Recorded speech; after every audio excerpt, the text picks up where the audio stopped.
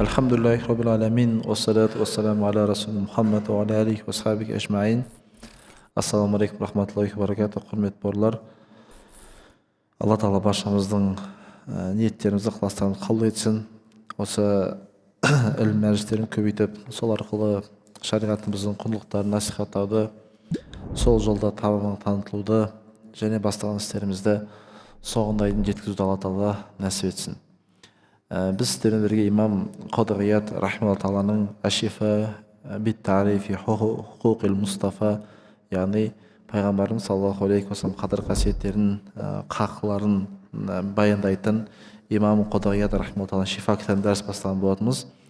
Өткен дәрісімізде біз пайғамбарларға қатысты бірнеше дүние айтып өттік.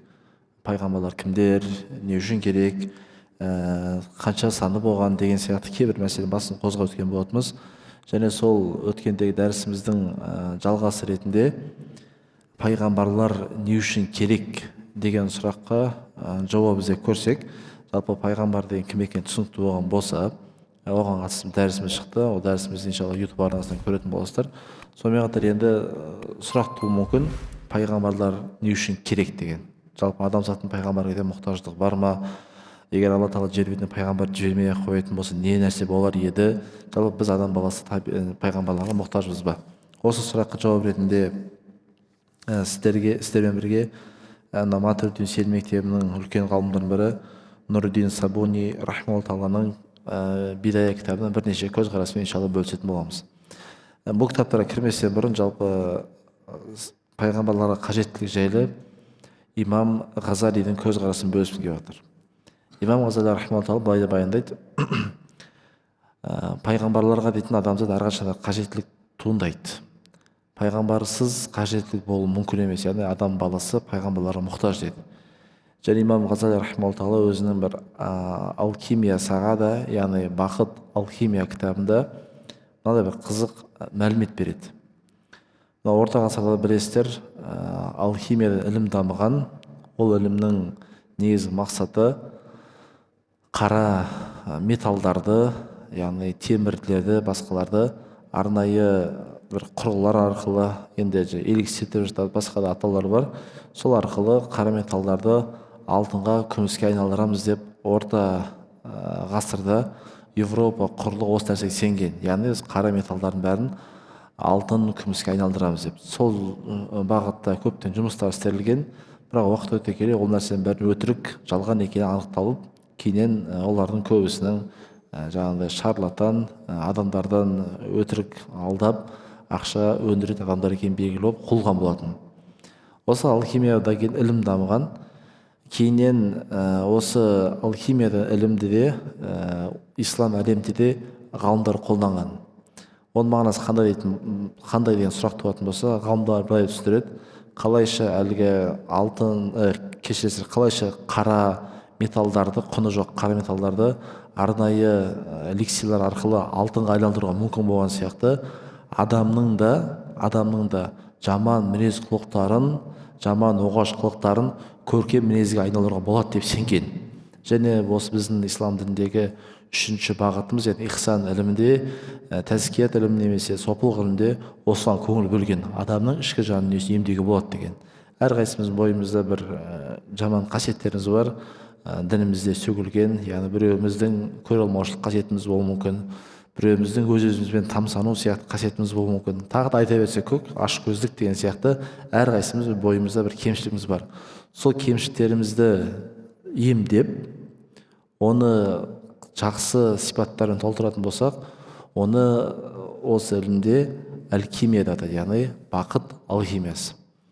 Имам Ғазали рахималлаху тағала түсіндіріп болсын былай деп айтады: қалайша қара металдарды алтынға айналдырудың негізгі формуласы, ережесі патшалардың сандықтарында тығылып тұрған сияқты, адамдардың да мәңгілік бақытқа алып баратын формуласы да ол кез келген жерде жатпайды дейді. Ол белгілі мекендерде, белгілі жерлерде тығылып тұрады дейді. Тура сол сияқты да адамның да бақытты қылатын формуланың бәрі Алла тағаланың құзырында дейді. Өйткені Алла тағала адамдарды жаратқан, сол жаратқан адамдарға не нәрсе керек екенін Аллахтан басқа ешкім білмейді. Ал енді сол Аллах тағаланың құзырындағы ешкімге беймәлім болған бақытты қылудың формуласын бәрі, сол формуланы бізге Алла тағала өзінің елшілері арқылы жібереді дейді. Яғни имам Ғазали рахматулла түсіндіреді, біздің елшілерге соншалық мұқтаждығымыз, егер елшілер болмағанда еді, Алла тағаланың құзырындағы адамдарды, пенделерді мәңгілік бақытқа алып баратын құндылықтарын бәрін бізге пайғамбар арқылы қолымыз жетеді дейді. Егер пайғамбар жер бетіне келмейтін болса, он заттардың бәрінен біз ада болатын едік. Сол себепті құрметті бауырлар, имам Ғазали рахматулланың егер көзқарасына жүгінетін болсақ, шын мәнінде бізге осы өмірдегі мәңгілік бақытқа алып баратын формуланы, бақытқа алып баратын ережені, қағиданы Алла тағала бізге пайғамбар арқылы жіберген. Сол себепті пайғамбарымыз саллаллаху алейхи уассаламның әкелген сүннеті, пайғамбарымыз саллаллаху алейхи уассалам қолданған ережелері әрқашанда адамзатты бақытқа алып келеді. Сол үшін де Құранда аят бар: сендерге пайғамбар әкелген зат болса, оны алыңдар, пайғамбар тыйған заттарын тыйылыңдар деп Алла тағала кескінді Құранда айтқан. Сол себепті пайғамбарымыз саллаллаху алейхи вассалам әкелген заттарына кім еретін болса, сөзсіз бақытқа барады. Ал кім деген пайғамбарымыз әкелген затынан бет бұратын болса, онда ол мәңгілік бақытсыздыққа ұшырайды деп ғалымдарымыз айтады. Енді осы бір көзқарас, бұл имам Ғазалидің мен сіздерге баяндаған алхимия сағада кітабының кіріспесінде осы көзқарас айтады. Яғни пайғамбарлар жер бетіне адамзатқа мәңгілік бақытқа апаратын формуланы алып келетін тұлғалар. Екінші хикметі, Алла тағала не үшін жер бетіне пайғамбар жібереді? Ғалымдар сұрақ қояды: Алла тағала жер бетіне пайғамбар жіберу міндетті ме дейді. Жалпы біз Алла тағалаға міндетті түрде жер бетіне пайғамбар жіберу керек деп айта аламыз ба деген сұрақ болса, біздің ғалымдарымыз айтады: жоқ, Алла тағала жер бетіне пайғамбар жіберу міндетті емес. Бірақ Алла тағала хикмет және даналық иесі. Сол Алла тағала хикмет, даналық иесі болғаннан кейін жер бетіне пайғамбарларды Алла тағала жіберіп отқан. Енді ғалымдарымыз айтады: не үшін жалпы жер бетіне пайғамбар керек? Айтады: وحجة أهل الحق أن صدور الأمر والنهي من الله تعالى على عباده وإخبارهم عما فيه صلاح داريهم مما قصد عقولهم عن معرفته غير مستحيل. Қараңыздар, жер бетіне адам ақылмен аспанға қарап, өзіне қарап, жаратылысқа қарап, бұл әлемнің жаратушы бар айту мүмкін. Бұл әлемнің жаратушы бар деп нақты түрде айту мүмкін. Жан-жаққа қарайсыздар, аспан бар, жер бар. Мынау тұрған, мысалы үшін, үй өзінен пайда болған жоқ. Олай болса, осындай үлкен аспанды да өз-өзінен пайда болған жоқ. Бұны жарататын ұлы күш бар деп сіз ақылмен Құдай таптыңыз деп сенейік. Адам ақылмен Құдай таба алады. Оған ешқандай күмән жоқ.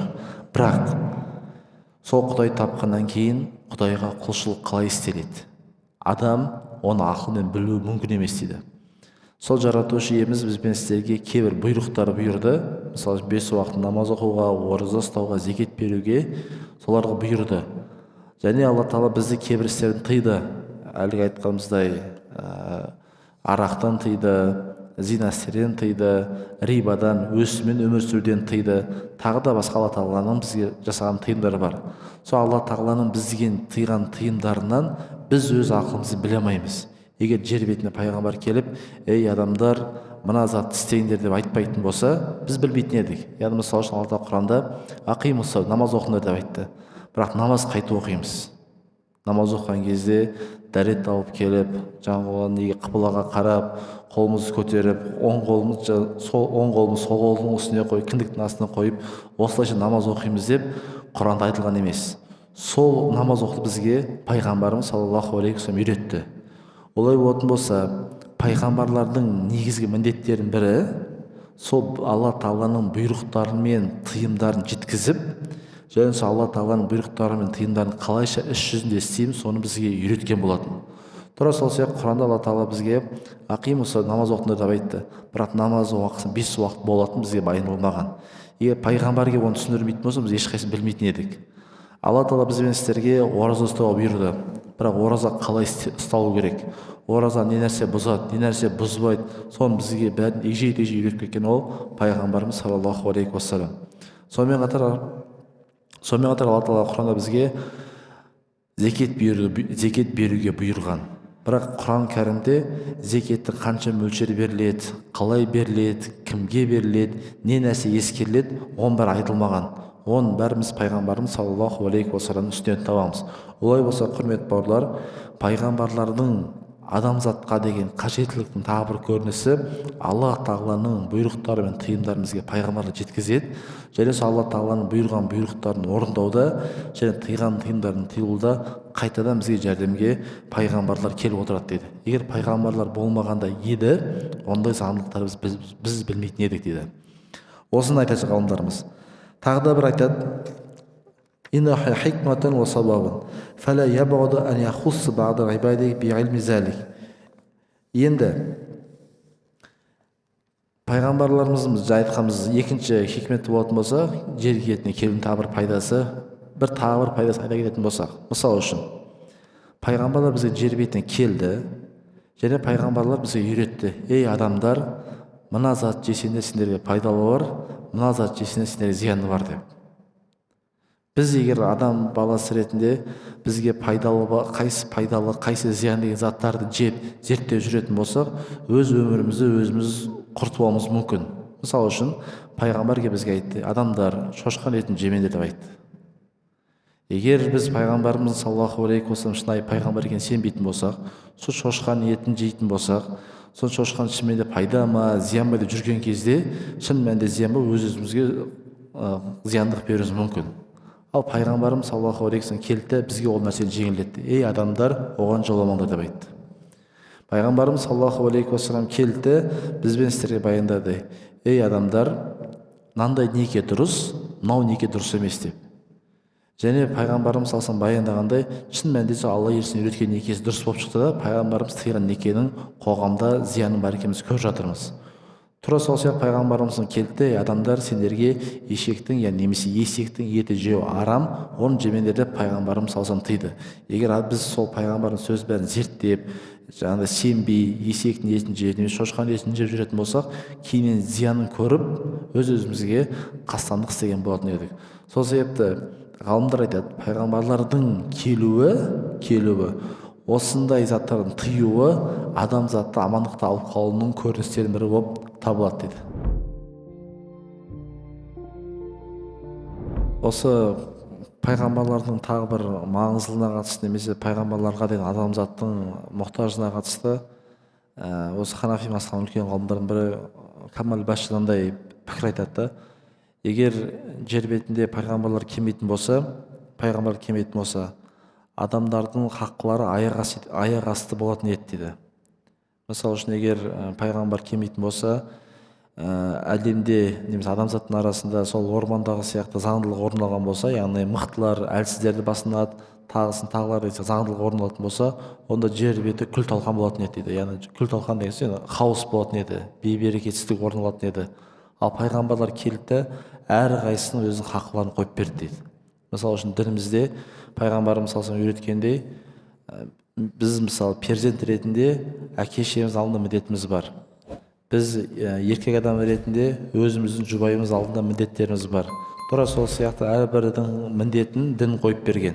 Әкенің міндеті бар, баланың міндеті бар, атаның міндеті бар, немесе қызметкердің міндеті бар деген сияқты дін әрқайсының өзінің қызметін, міндетін қойып берген. Егер бұндай діннің қойып берген міндеттер болмағанда еді, оны бізге пайғамбарымыз үйретіп кеткен жер бетінде бүлік орын алатын еді дейді. Шынымен де пайғамбарымыз саллаллаху алейхи уассалам келу арқылы әрқайсының қызметтері жүктелген болатын. Мысалы үшін дінімізде бізде жинаят деген арнайы баптар да бар, қылмыстық кодекс. Біреу барып біреудің мысалы хақына кіретін болса, біреудің қолына немесе аяғына зиян беретін болса, онда келесі адам барып содан өзінің хақын талап ете алады. Шариғаттың қойған талабы. Тура сол сияқты жалпы шариғат ережелері бізбен сіздерге осы нәрсені бәрін үйретеді. Тіпті қазір намазымызды оқып жүрген намаздың өзін бізге Құдайға қалай құлшылық ету керек, оны да пайғамбарлар үйреткен. Егер пайғамбарымыз келмегенде еді, ол нәрсені білмейтін едік. Сонымен қатар тағы айта кететін бір маңызды нәрсенің бірі пайғамбарлардың қаншалық қажеттілігіне қатысты. Егер пайғамбарлар келіп, біздің кейбір мәселелерде ақылымыз жетпейтін нәрселер бар. Сен қанша жерде IQ-ің жоғары болса да, кейбір мәселелерде адамның ақыл тоқтайтын кез болады. Сол адамның ақылы тоқтайтын кезде бізге пайғамбарлар келіп үйретпегенде біз көп заттардан ақылымыздың қысқалығымен тоқтап қаламыз. Мысалы үшін жаннаттағы сипаттар. Пайғамбарымыз саллаллаху алейхи уассалам бізге келіп жаннатта осындай заттар болады деп айтты. Пайғамбарымыз саллаллаху алейхи бізге тозақта осындай заттар бар деп айтты. Біздің ақылымыз қысқа, жаннаттағы заттарды елестетуге біздің шамамыз жетпейді. Өйткені пайғамбар хадис айтты ғой, жаннатта адам құлағы естімеген, көзі көрмеген, тіпті ойына келмеген заттар бар деп пайғамбарымыз сезіншіледі. Енді біздің ақылымыз қысқа, ол нәрсенің бәрін бізге пайғамбарымыз саллаллаху алейхи вассалам хабар берген. Тура сол сияқты біздің ақылымыз қысқалық танытатын заттардың бірі қиямет қайым болған кезде жер бетіне дәджалдың шығатындығы, жер бетіне бірді аңның шығып жер бетін кезетіндігін, Яжуж Мәжуждың келетіндігін, немесе Иса пайғамбардың түсетіндігі жайлы хабарлардың бәрі адам отырып ойынан шығара алмайды. Оны бізге пайғамбарымыз саллаллаху алейхи вассалам айтып отыр. Сол себеп құрметті бауырлар, пайғамбардың қызметі, пайғамбарлардың жер бетіне келуі ол жай зат емес та. Сол себепті Алла Тағала Құранда айтқандай, егер қашан сендер пайғамбардың артынан еретін болсаңдар, онда Аллах Тағаланың махаббатына ие боласыңдар сөзінің артында осы нәрсе жатыр. Өйткені пайғамбар не нәрсе айтатын болса, не нәрсе істейтін болса, өздігінен емес, оның бәрі Аллах Тағаланың пайғамбарымыз саллаллаху айтқан түрлері болып табылады. Енді бұл істерге бөлісіп келген пайғамбарлардың тағы бір 4-5 ерекшеліктерін және адамзаттың пайғамбардың мұқтажына қатысты бірнеше ғалымдарымыз көзқарасын бөлістік. Иншалла пайдалы болды деген ойдамыз. Енді негізгі өзіміз кітабын айтатын болсақ, біз сіздермен бірге имам Құдағият рахимахуллаху тағаланың Әш-Шифа кітабынан дәрістер оқуды жалғастырамыз. Өткен сабақта соңғы аяқтаған жеріміз айтқан болатынбыз. Алла Тағалаға бойсыну мен пайғамбарымыз саллаллаху алейхи вассалам арасында бойсыну ешқандай айырмашылық жоқ. Алла Тағала көптеген Құран аяттарында атиғуллаху расуля, Аллаға және оның елшісіне бойсындар, және Аллаға және оның елшісіне иман келтіріңдер деген сияқты Құран аяттар келеді. Өте көптеген аяттар бар. Соның бәрісінде Алла Тағалаға бойсындар және пайғамбарға бойсындар, Аллаға иман келтіріңдер және пайғамбарға иман келтіріңдер, екеуі деңгейі бірдей деп айтқанбыз. Және өткен сабақта біз көп тоқталған дүние қасиетті Құрандағы «Орафан ләка зикрк», ей Мұхаммед, біз сенің есіміңді ұлықтадық деген аятқа кең тоқталған болатынбыз. Осы аяттың түсіндірмесін айтқан болатынбыз. Пайғамбарымыз саллаллаху алейхи уассалам Алла Тағаланың құзырындағы есімінің жоғары болуының көрінісі, қай кезде Аллахтың есімі айтылатын болса, оның қасында міндетті түрде пайғамбарымыз саллаллаху алейхи уассалам есімі айтылады. Соның бір дәлел ретінде қазір ғана естіген азанымызда біз Аллах ұлықты айтқан кезде қасына міндетті түрде пайғамбарымыз Мұхаммед саллаллаху алейхи уассалам Алла Тағаланың елшісі деген сөзді айтамыз. Немізде, азанымызда. Қазір уақыт жақындаған кезде, қамат сүретін кезде де міндетті түрде пайғамбарымыз саллаллаху алейхи уассалам есімі айтылады, Аллахтың есімінен кейін. Және біз азанды айтып болғаннан кейін жаңа дұға айттық қой, Аллахумма рабба хазики дауғати тамма ва салатул қойма әти Мұхаммадан ва силатул фадила. Аллахым Мұхаммедке уасила нәсіп етші. Әрбір намазда сұрайтын дұғамыз бар. Азаннан кейін 5 уақыт әрбір мұсылман пайғамбарымыз саллаллаху алейхи уассаламға мақтаулы мекен беріп сұраймыз. Ол не үшін сұраймыз, құрметті бауырлар? Біз өткен дәрісте айтқан болатынбыз, ертең қиямет қайым болған кезде осы отырған баршамыз пайғамбарларға барамыз. Сол күннің қиыншылығынан бәріміз адам атаға барамыз. Адам ата бас тартады. Ибрахимге, Нухқа барамыз. Сол кезде біз үшін шафағат ететін тек қана пайғамбарымыз саллаллаху алейхи уассалам. Сол біз әрбір азаннан кейін тілейтін дұғамыз, мақтаулы мекен дегеніміз, сол жерде тұрып пайғамбарымыз саллаллаху алейхи уассалам Аллахқа 2 рәкат намаз оқиды. Аллах Тағаланы бұрын соңды ешкім мақтамағандай пайғамбарымыз Мұхаммед саллаллаху алейхи уассалам мақтайды. Осы мақтағаннан кейін Алла Тағала айтады: ей Мұхаммед, басын көтер де сұра дейді. сен сұрағаныңа саған жауап беріледі дейді. Сол жерде пайғамбарымыз саллаллаху алейхи уассалам осы өзінің үмметінің үлкен күнәлар иелері үшін пайғамбарымыз саллаллаху шафаат етіп, сөйтіп өзінің үммет адамдарды тозақ отынан шығарып құтқара бастайды, құрметті бауырлар. Сол себепті пайғамбарымыз саллаллаху алейхи уассалам есімі ұлық болу көрінісі осындай нәрселермен негізделген. Енді ары қарай жалғастыратын болсақ, алла тағала қасиетті Құранда тура осындай мағынада аятта айтады. Бұл Әл-Имран сүресінің 31 және 32 аяты. Құл ин кунтум тухибуналлаха фаттабиуни юхбибукмуллах. Алла айтады: ей иман кетіргендерге пайғамбарымыз салсам айтады: ей Мұхаммед, оларға айт дейді. Егер сендер шынайы Алла тағаланы жақсы көрсеңдер, онда Мұхаммед саллаллаху алейхи уассалам артынан еріңдер деп айтады. Жалпы формула қысқаша айтатын болсақ, Алла тағаланы шынайы жақсы көрдім деген адам дейді, онда ол пайғамбарымыз Мұхаммед саллаллаху алейхи уассалам артынан ерсін дейді. Яғни сіз қай кезде пайғамбарымыз саллаллаху алейхи артынан ере бастайсыз, пайғамбарымыз саллаллаху алейхи уассалам өнегелі сүннетін, ғибратты өмірін өз өміріңізге қолдана бастайсыздар, сол кезде сіздерге автомат түрде Алла тағаланың махаббаты келеді. Аят мағынасы. Енді болса аятты қуаттайтын да хадис бар. Ол қандай хадис дейтін болсақ, қараңыздар. Сіз пайғамбарымыз салсам жақсы көрдіңіз. Пайғамбарға және махаббатыңыз сол кісінің сүннетіне берік болуға, пайғамбарымыз салсам өмір баян өзіңіздің өміріңізде қолдануға себеп болды. Осы нәрсе орындалған кезде сіз автомат түрде Алла тағала махаббатына ие боласыздар. Аяттың жалғасында қай кезде сіз Алла тағала махаббатына ие боласыздар, Алла тағала сіздің күнәларыңызды кешіреді дейді. Аят осымен аяқталады. Енді хадиске жолығатын болсақ, мынандай хадис бар. Пайғамбарымыз салсам айтады: егер Алла тағала бір пендесін жақсы көретін болса, онда Жибрил періштені шақыртып былай деп айтады екен: ей Жибрил, мен бәленше деген пендені жақсы көрдім, сен де оны жақсы көр деп бұйырады екен. Қараңыздар, пайғамбарымыз саллаллаху сүннетіне берік болу Аллах тағала махаббатын апарды. Аллах тағала біреу жақсы көретін болса, онда Жибрил періштені шақырады екен де Жибрилге айтады екен: ей Жибрил, мен бәленше деген біреу жақсы көрдім, сен де оны жақсы көр деп. Сіздің пайғамбарымыз саллаллаху сүннетіне берік болуыңыз Жибрил періштені де махаббатын алып барады екен. Ал енді Жибрил періште жақсы көретін болса, Жибрил періште аспандағы бүкіл періштені шақырып былай деп бұйырады екен: ей періштелер, Аллах тағала бәленше деген пендені жақсы көрді, мен де оны жақсы көрдім, және сендер де оны жақсы көрдің деп бұйырады екен. Сөйтіп, кімде-кім пайғамбарымыз саллаллаху алейхи сүннетіне берік болып бастайтын болса, ол адамды Алла тағала, Жибрил періште және басқа періштелердің бәрі жақсы көреді дейді. Ал енді кімде-кімді аспандағылар жақсы көретін болса, оны міндетті түрде жердегілер жақсы көреді дейді. Яғни пайғамбарымыз саллаллаху алейхи уассалам сүннетіне берік болу арқылы, құрметті бауырлар, сіздер аспандағылардың да және жердегілердің де иншалла махаббатына ие болады екенбіз. Сол себепті пайғамбарымыз саллаллаху алейхи уассаламның есімінің ұлы болудың көріністерінің бірі пайғамбарымыз саллаллаху алейхи уассалам артынан еру, ол Алла тағаланың махаббатына, періштелердің махаббатына апарады. Енді осы аятқа қатысты ғалымдар айтады: руия аннаху ламма назалат хазики ая қаулы инна Мухаммадан юриду ан наттахиза хананан кама иттахазат насара ва Иса фанзар Аллаху та'ала қул атиъу Аллаху расула ва қарана таатаху би таати рағман лахум. Осы аят түскен кезде құл ин кунтум тухибуналлах фаттабиуни. Ей Мұхаммед, айт, егер сендер Аллах тағала шынайы жақсы көрсеңдер, Мұхаммедтің артынан еріңдер деген аят түскен кезде кейбір адамдар айта бастады дейді. Енді бұл Мұхаммед болса, Мұхаммед өзін әлгі христиандарға келген Иса пайғамбар сияқты кімді пайғамбар Мұхаммед саллаллаху алейхи уассалам өзін Иса пайғамбар сияқты Құдай деңгейіне көтеріп жатыр деген сияқты кейбір Мекке мүшриктері сөз айта бастады дейді.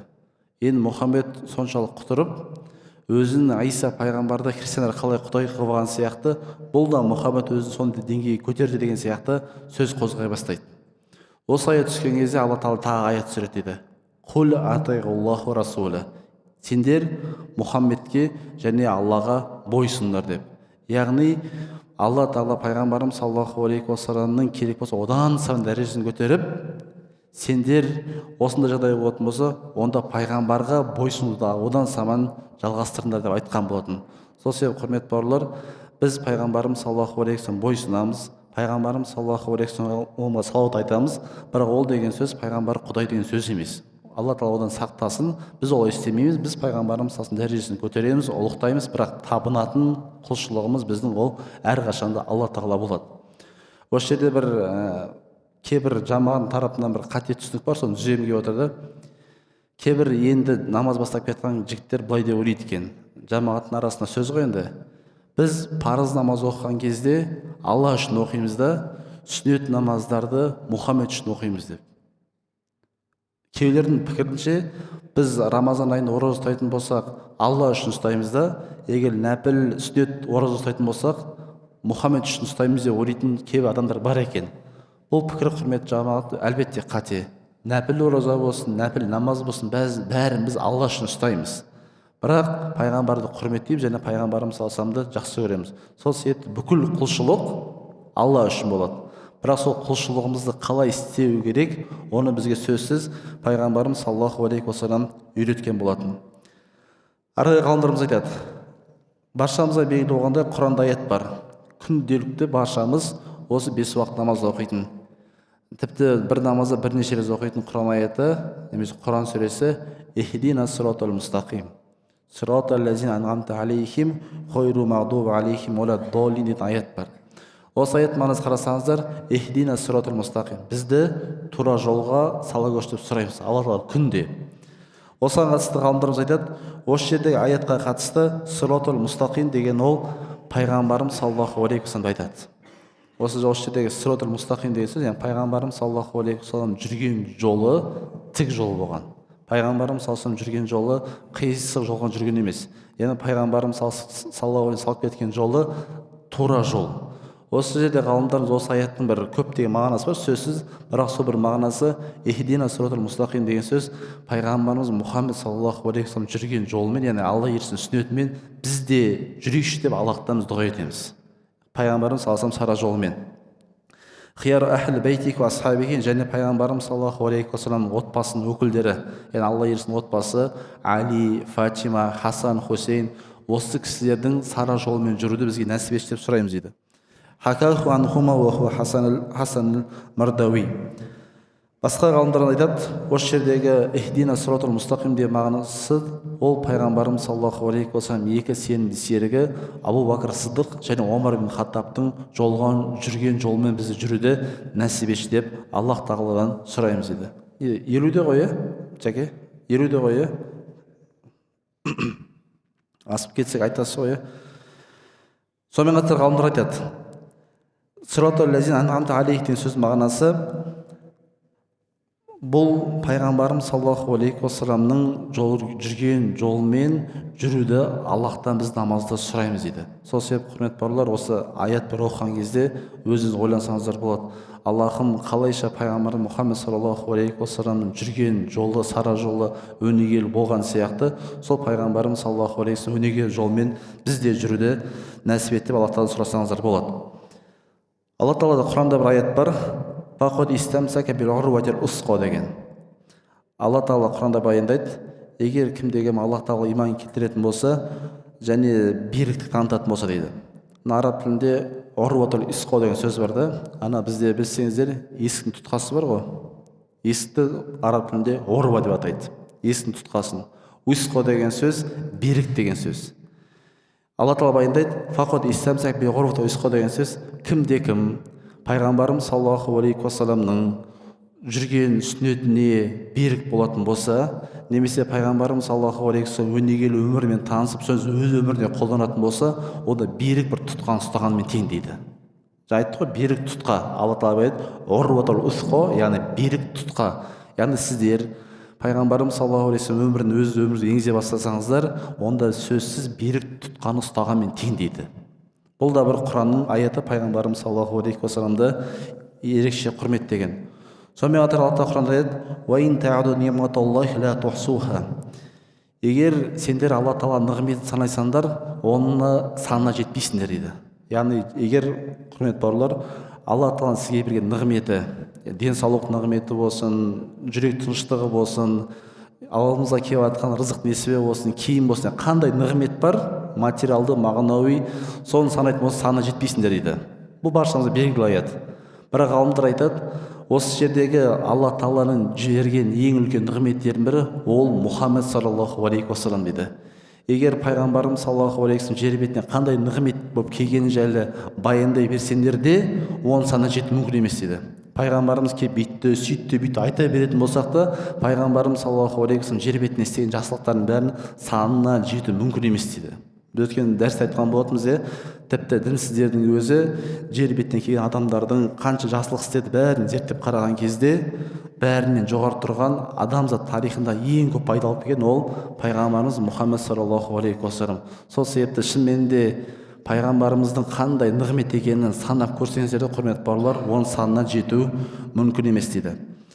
Алла тағала Құранда мынандай аят келтіреді, иншалла сонымен бүгінгі мәжілісіміз соңы болсын. Әллә безикриллахи татмаиннул қулуб. Әлбетте Аллах тағаланы зікір етумен жүректер тынышталады дейді. Аллах тағаланы зікір етумен жүректер тынышталады дейді. Осы аятқа қатысты кітаптың авторы Қодағият былай деп пікір білдіреді: би Мұхаммадин ва асхабихи. Сонымен қатар адам қай кезде пайғамбарымыз саллаллаху алейхи уассаламды еске түсіретін болса, онда ол адамды жүрегі тыныштыққа ие болады дейді. Қай кезде сіздерде бір өміріңізде болып жатқан жағдайға қатысты бір қиналған сәт болса, сондай кезде пайғамбарымыз саллаллаху алейхи уассаламды еске алатын болсаңыздар, сіздердің де жүректеріңізге тыныштық келеді. Біз мынау кейбір кезде өмірде болып жатқан жағдайлар болады, әртүрлі жағдай болады. Сол кезде өздеріңіз өмірлеріңізді бір сәт пайғамбарымыз саллаллаху алейхи уассаламмен салыстырып көрсеңіздер болады. Пайғамбарларды сіздер сияқты, біз бен сіздер сияқты етпе сүйетін жаратылған, олар ауырады. Пайғамбарлар біз бен сіздер сияқты өмірінде, мысалы Мұхаммед саллаллаху алейхи уассалам бір материалдық қиындықтар көрген. Осы мен де жақында шешем дүниеден қайтты ғой.